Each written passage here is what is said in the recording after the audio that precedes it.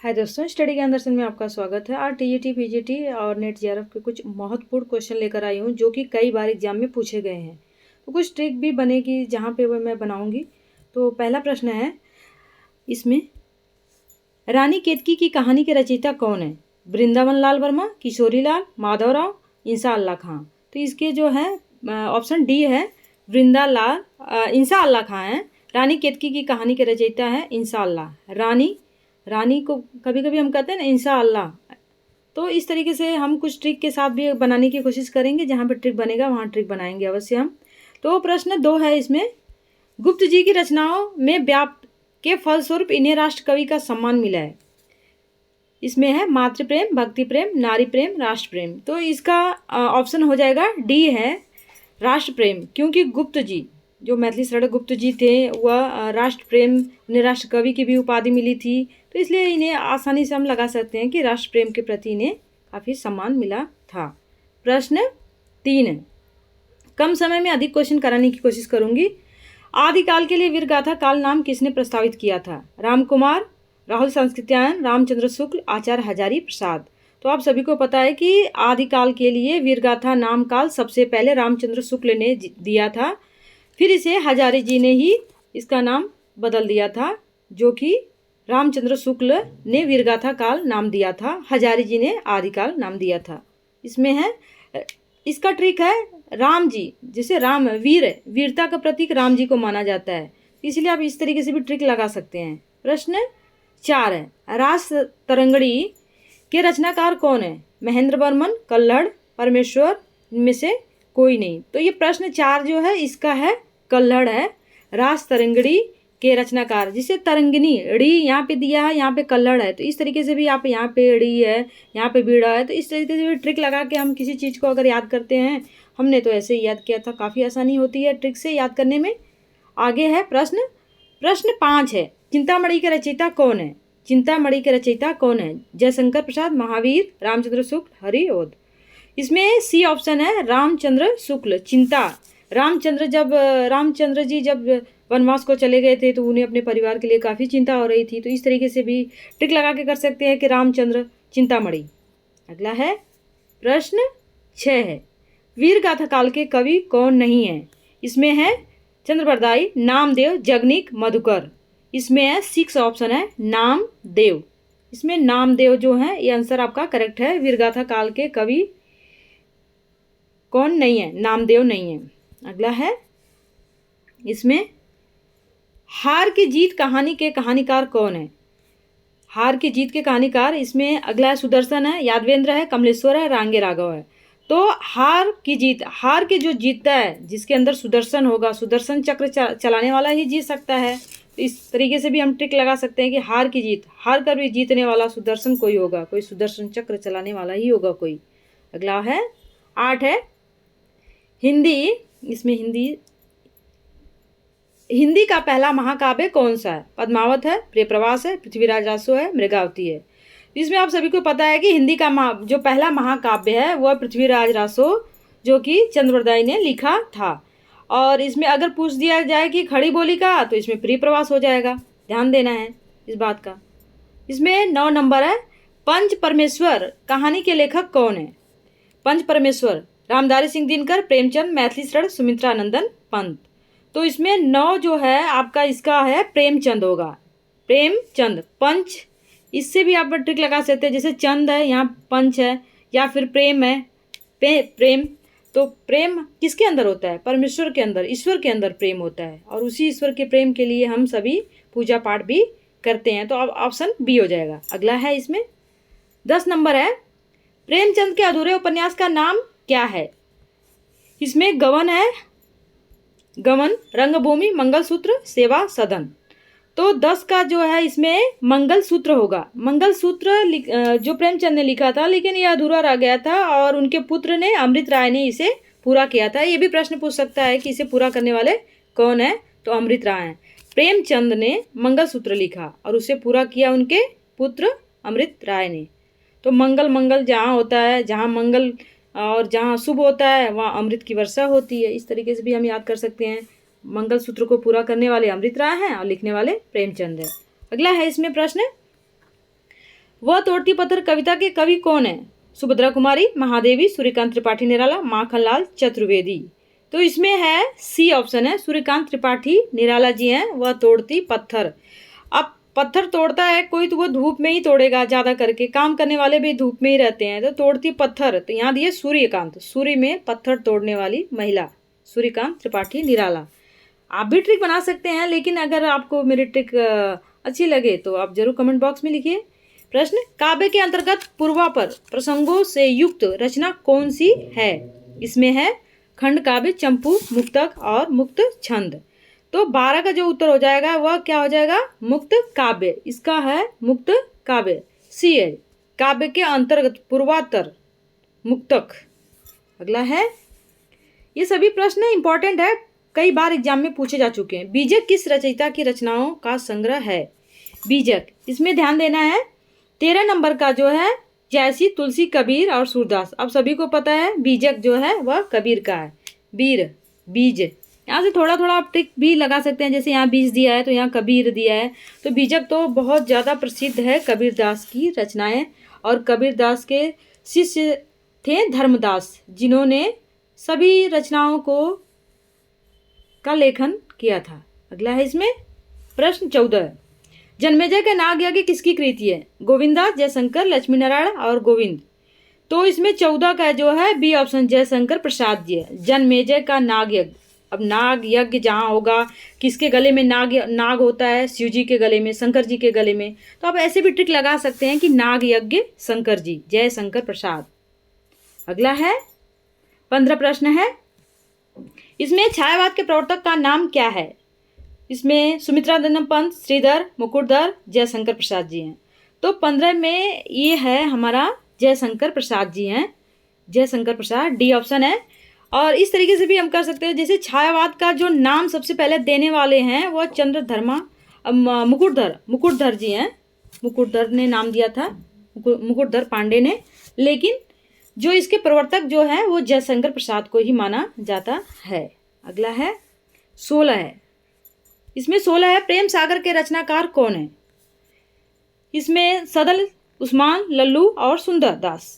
इसमें है लल्लू लाल जी हैं जो प्रेम सागर के रचनाकार हैं। लल्लू लाल, प्रेम सागर, प्रेम के सागर में जो तमाम लोग, सागर में तो तमाम किस्म के मणि होते हैं, लाल, सफ़ेद, तमाम किस्म के, इस तरीके से भी हम कुछ ट्रिक लगा सकते हैं। 17 है, सुमित्रानंदन पंत की कृति कौन सी है? लोकायतन, लहर, त्रिधारा, परिमल। तो सुमित्रानंदन पंत की लोकायतन है। लोकायतन जो है तो नंदन लोकायतन, पंत तन, यहाँ देखिए पंत और तन। थोड़ा थोड़ा हम कुछ ट्रिक लगाएं तो चीज़ें ज़्यादा आसानी से याद हो जाती हैं और वो भूलती नहीं है। 1-2 बार हमें इसे देखने से हमको अच्छे से याद हो जाता है। भारतेंदु युग में निकलने वाली पत्रिकाएं कौन सी हैं? 18 है, कवि वचन सुधा, सरस्वती और कल्पना, ज्ञानोदय, नवरीत। तो इसमें 18 का जो ऑप्शन है वह है कवि वचन सुधा। कवि वचन सुधा जो है भारतेंदु युग में निकलने वाली पत्रिका है। इसको कैसे लगा सकते हैं? भारतेंदु, भारत में जो है कवियों के वचन की सुधा जो है वो बरसती रहती है, और भारत देश में कवियों के जो वचन हैं वह एकदम मधुर हैं।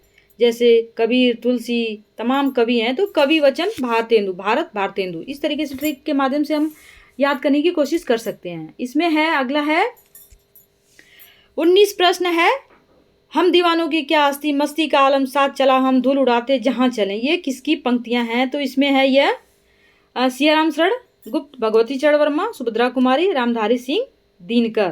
तो इसका है भगवती चरण वर्मा है। मस्ती का आलम साथ चला, हम धूल उड़ाते जहाँ चले।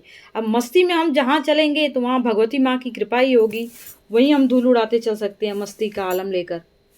अगला है इसमें प्रश्न 20,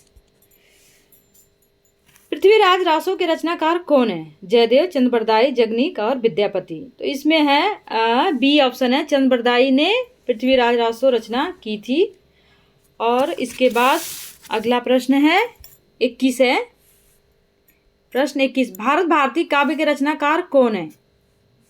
इसमें है गोपाल शरण सिंह, नरेश, मैथिली शरण, धर्मवीर भारती। 21 का जो होगा वो ऑप्शन होगा हमें मैथिली शरण गुप्त, भारत भारती।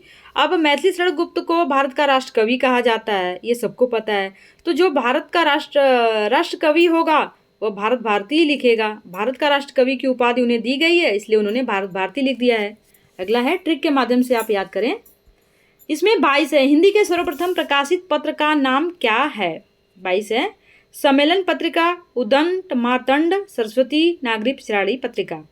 22 का इसमें बहुत ही प्रसिद्ध है, बार बार एग्जाम में ये पूछे जाते हैं। तो इस तरीके से हम जो है पत्र पत्रिकाओं के बारे में भी हमें पता होना चाहिए, क्योंकि एग्जाम में अक्सर वो क्वेश्चन बार बार हमसे पूछ दिए जाते हैं। तो इसका है, आगे देखते हैं हम। हिंदी के सर्वप्रथम प्रकाशित पत्र का क्या है, कौन सा है? तो उदंत मार्तंड, हिंदी का सर्वप्रथम प्रकाशित पत्र उदंत मार्तंड है। यह बहुत बार क्वेश्चन एग्जाम में पूछा जा चुका है। अगला है, निम्न में से कौन सी प्रेमचंद की प्रसिद्ध रचना है? पंच परमेश्वर, उसने कहा था, ताई खड़ी बोली। तो 23 नंबर का ऑप्शन जो होगा वह पंच परमेश्वर जो है वह प्रेमचंद की बहुत ही प्रसिद्ध रचना है, जो अक्सर पूछी जाती है। प्रेमचंद पंच परमेश्वर, जहाँ प्रेम है वहाँ परमेश्वर तो रहता ही है। इसके बाद है 24 प्रश्न है इसमें। प्रथम सूफी प्रेमाख्यानक काव्य के रचयिता कौन है? नूर मोहम्मद, जायसी, मुल्ला दाऊद, कुतुबन। इसमें है 24 का आंसर मुल्ला दाऊद। इसका है जो प्रथम सूफी प्रेमाख्यान को मुल्ला दाऊद की प्रथम रचना जो मानने वाले हैं वो हजारी प्रसाद हैं। और कुतुबन जो है वो कुतुबन को जो मानते हैं कौन है? रामचंद्र शुक्ल। तो मुल्ला दाऊद प्रथम सूफी प्रेमाख्यान काव्य के रचयिता हैं। इसमें मुल्ला दाऊद सूफी काव्य। अगला है, इसमें 25 है। 25 का झरना काव्य संग्रह के रचयिता कौन है? सोहनलाल महादेवी, जयशंकर जी, सुभद्रा कुमारी चौहान। तो इसमें है जयशंकर प्रसाद जी हैं। इसमें जयशंकर प्रसाद जो हैं वो झरना काव्य के संग्रह के रचयिता हैं। तो इसमें इस तरीके से भी हम कर सकते हैं, शिव जी की जटाओं में गंगा का वास होता है, और जब गंगा निकलती है शिव जी की जटाओं से तो वह एक झरना का रूप धारण कर लेती है। इस तरीके से भी हम याद कर सकते हैं कि शिव जी की जटाओं से निकलने वाली धारा ही झरना का रूप धारण कर लेती है। जयशंकर जी। अगला है, इसमें हिंदी के प्रथम गद्यकार कौन है? 26 है, राजर्षि प्रसाद सितारे हिंद, लल्लू लाल, भारतेंदु हरिश्चंद्र, बालकृष्ण भट्ट। तो इसका 26 का जो है इसका उत्तर होगा लल्लू लाल। हिंदी के प्रथम गद्यकार जो माने जाते हैं वो लल्लू लाल जी को कहा जाता है। लल्लू लाल हिंदी के प्रथम गद्यकार हैं। अगला है, ये बहुत इंपॉर्टेंट पंक्तियां हैं जो कि बार बार पूछी जाती है एग्जाम में। अबला जीवन हाय तेरी यही कहानी, आंचल में है दूध और आंखों में है पानी। उपरोक्त पंक्तियां किस काव्य की हैं? यह है कामायनी, साकेत, यशोधरा और आंसू।